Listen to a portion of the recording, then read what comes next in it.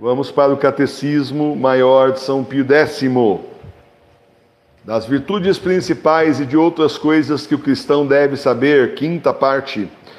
Das virtudes principais, capítulo 1. Primeiro, das virtudes teologais.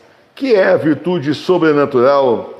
A virtude sobrenatural é uma qualidade que Deus infunde na alma, pela qual se tem a propensão, facilidade e prontidão para conhecer e praticar o bem, em ordem à vida eterna.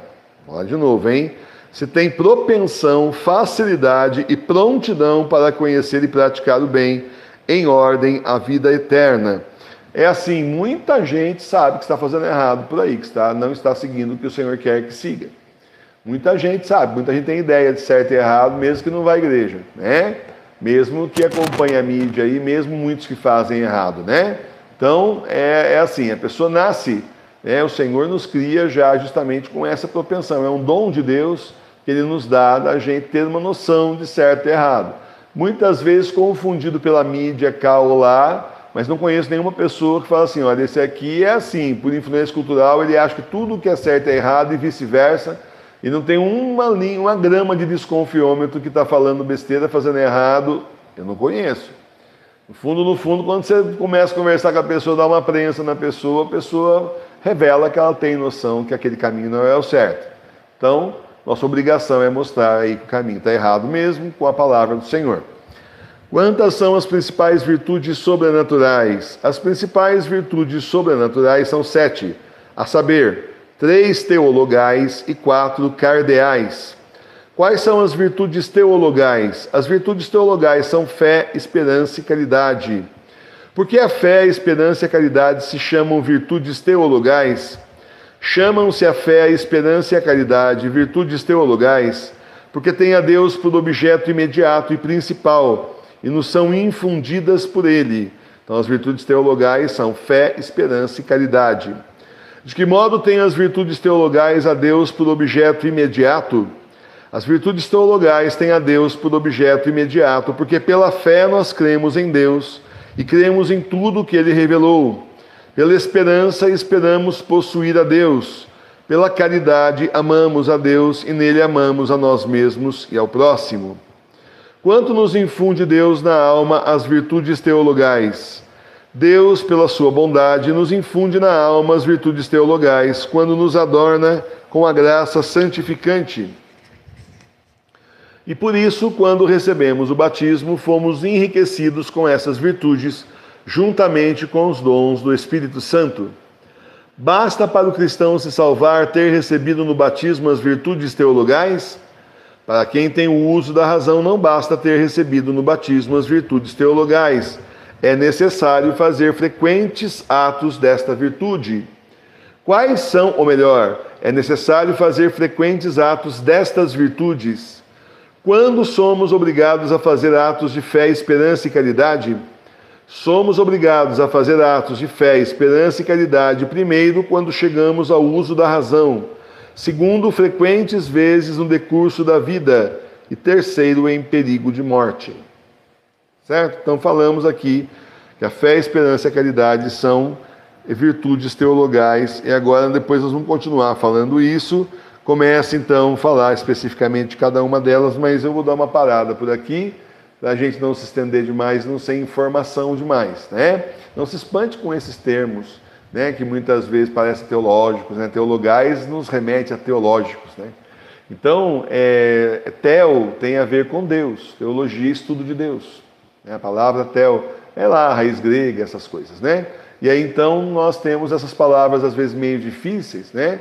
Não derrape nelas, passe para frente, né? Bom, virtudes teologais, o que é? Fé, esperança e caridade. Essas virtudes são fé, esperança. Você guarda o que é o principal. E você não vai chegar na sua vida, nenhum dia da sua vida, acordar amanhã cedo, bom, hoje eu estou de bom humor, estou bem disposto, eu vou praticar aí umas virtudes teologais.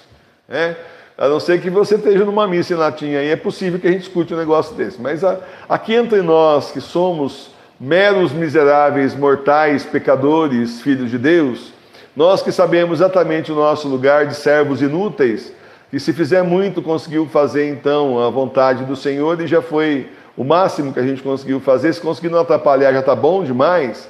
Então a gente que conhece exatamente o nosso lugar, a gente simplesmente se alegra por aprender e colocar em prática, mas não sobe no tamanco jamais, porque aí já está na soberba, já está no pecado capital do orgulho e da soberba. Pronto.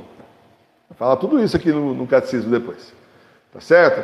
Então são pecados graves que a gente não pode cometer. Não pode dar uma de fariseu, né? Muito obrigado porque eu não sou assim, assado como são os outros, especialmente o cobrador de impostos ali. Ah, como eu sou bom. Isso aí não tem nada a ver. Basta o Senhor tirar as mãos protetoras de cima de nós e você vai ver o que você vai ver. Aí sim, você derrapa na curva e vou contar um negócio para você. Vai pedir socorro a Deus, Senhor, me socorre que eu estou caindo. E o Senhor socorre, essa que é a maravilha, né? Senhor, nosso anjo da guarda, Espírito Santo, Nossa Senhora, os santos nossos de devoção, as almas do purgatório. Então não vamos aí simplesmente, só porque a gente está aprendendo coisas difíceis, esnobar quem não sabe. Isso é um absurdo total. Quem sabe não é para ser coveiro da palavra e nem ostentador da palavra. Que ficam, né? E muitos nem sabem também, só para constar, né?